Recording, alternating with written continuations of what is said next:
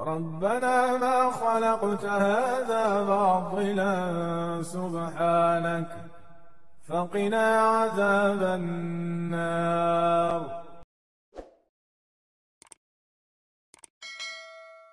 Mengenai alergi nih Ustadz, jadi sudah beberapa bulan ini ngerasain alergi lumayan parah, dan dulunya sempat ada riwayat alergi, tapi kayak penyebabnya karena dingin, kemudian minum obat, terus jadi kayak ngerasanya kayak kalau nggak minum obat nggak hilang gitu Ustadz. Akhirnya berhenti dan sembuh. Sekarang beberapa bulan ini muncul lagi alergi, tapi nggak jelas nih Ustadz penyebabnya apa. Tahu-tahu yang sampai sebadan itu keluar dan kalau bisa, dan itu tidak menentu, bisa timbul dan tenggelam di tempat yang berbeda-beda gitu. Nah itu biasanya penyebabnya apa ya? Ada yang bilang karena autoimun, ada yang bilang karena itu sebagai sinyal bahwa tubuh kita itu lagi nggak sehat gitu. Sebenarnya ada sinyal untuk dikasih tahu ke kita gitu.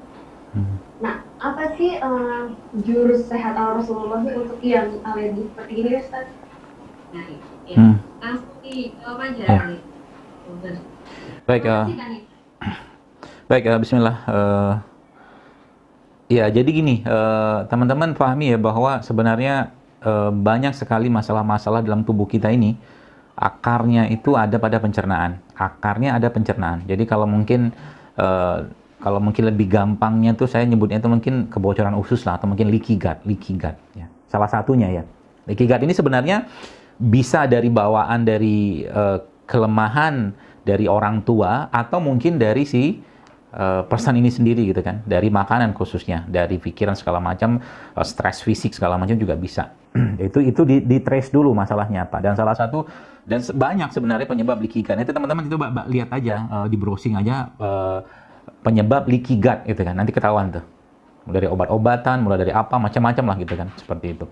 Nah, kalau saya mungkin lebih fokusnya ke bagaimana mengatasinya gitu kan. Jadi kalau mengapanya nanti teman-teman cari tahu sendiri dari dirinya gitu kan. Contoh mungkin tepung-tepungan, sering saya sampaikan, tepung-tepungan ini salah satu yang banyak sekali menyebabkan leaky gut, ya, kebocoran usus ya. Atau mungkin juga beberapa jenis obat-obatan tertentu juga bisa menyebabkan itu. Nah, apa yang bisa kita lakukan untuk memperbaikinya? Jadi kalau saya pribadi ya paling gampang itu ya puasa. Ya, kalau secara itu detox paling baik untuk tubuh adalah puasa. Nah, tapi masalahnya sahur sama bukanya dia pakai apa dulu gitu kan? Sahur bukanya masih pakai sosis, masih pakai nugget, atau mungkin begitulah makanan kayak begituan ya. Nggak ngikutin kakak Dewi Sandra yang makan tempe sama kurma. Nah, itu mungkin harus belajar dulu nih sama kakak Dewi dan kakak Dini juga. Jadi buka puasa. Jadi bagaimana Islam memberikan pedoman pembersihan yang paling utama adalah puasa. Yang pertama itu. Yang kedua, kita dalam Islam itu punya pembersihan paling baik juga, yaitu ini habatus sauda. Jadi habatus sauda juga nanti teman-teman belilah habatus sauda yang paling terbaik, yaitu habatus sauda yang berasal dari Habasyah, dari Ethiopia. Karena habatus sauda itu dari warna, dari apa, kalau sudah ngerti biasa tahu nih habatus sauda yang kualitas apa, ini salah satu yang terbaik ya. Kemudian habatus sauda itu dimakan lah ya, mungkin sehari bisa 3 atau 5 kapsul sehari. Kemudian ada juga satu produk ciptaan Allah yang sangat baik untuk memperbaiki pencernaan ya, yang dia juga mengandung asam amino yang terbaik yang ada di bumi Indonesia ini, itu apa? Air kelapa. Mau kelapa muda, mau kelapa tua, nggak masalah. Kelapa muda lah, itu kan mau hijau atau muda nggak masalah, pokoknya air kelapa muda aja. Air kelapa muda itu nanti teman-teman bisa di blender sama kurma tadi kalau mau ya, sama habatus sauda juga dicampurkan ke situ, di blender, diaduk gitu kan, sama airnya aja ya, dagingnya nggak usah ya. Nanti itu buat minuman sehari-hari untuk memperbaiki pencernaan. Itu yang berapa tuh? Kedua atau ketiga? Yang ketiga, yang kesekiannya cara memperbaiki pencernaan itu ya, atau mungkin karena konteksnya alergi itu adalah masalah di pencernaan sebenarnya. Itu kata kuncinya. Maka obatnya apa? Bumbu. Semua jenis bumbu-bumbu yang bersifat hangat Anda pakai.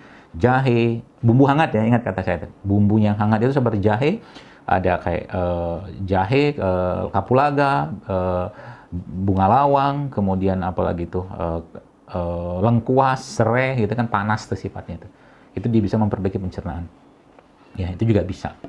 Jadi itu sudah banyak, termasuk ya madu mah jangan tinggal lah.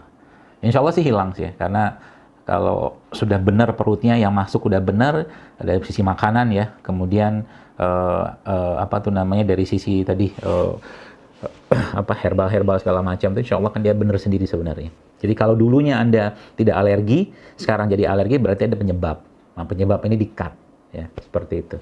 Demikian mungkin Allah alam bisawab. Ini bermasalah cuma kayak kolesterol, gula, semuanya bagus, ginjal, cuma kasusnya triglyceridnya tinggi. Nah, kemarin pas ke dokter konsul lagi, dokter menyarankan jangan konsumsi karbohidrat sama madu gitu.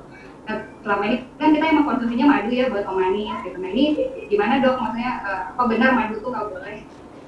Kasih dong. Baik.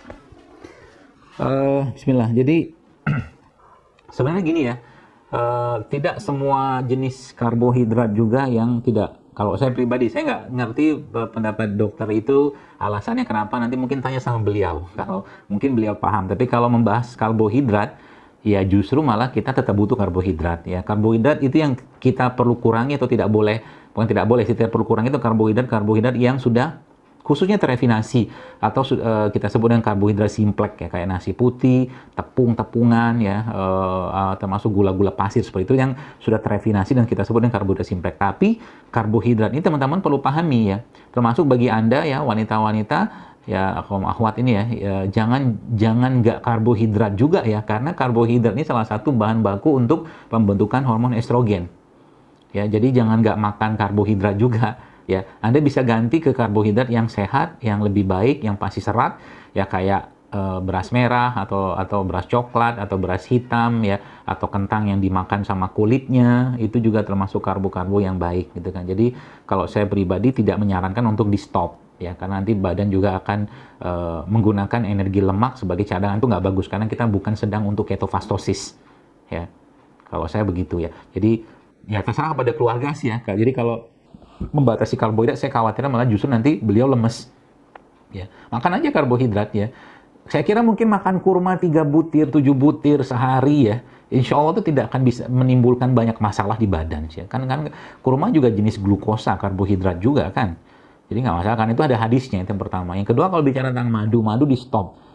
Cerita dari mana madu di stop gitu kan. Kenapa harus di stop madunya? Banyak keberkahan dalam madu. Bahkan Allah menjanjikan dalam madu itu terdapat kesembuhan. Ya.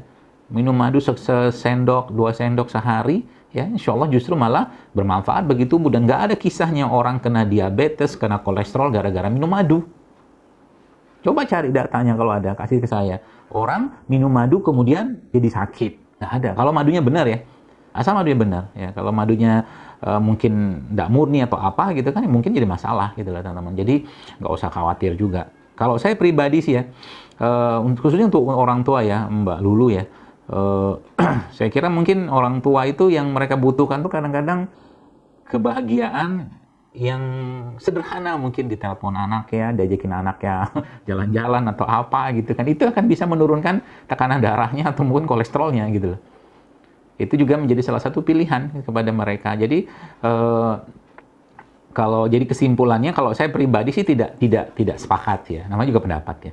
Jadi kalau mungkin beliau menyarankan menyetop karbohidrat, ya kalau nasi oke, saya setuju. Tapi kalau beliau dianjurkan untuk tetap makan beras merah, beras coklat, atau beras hitam, itu bagi saya nggak masalah sepanjang dalam jumlah yang cukup, tidak berlebihan.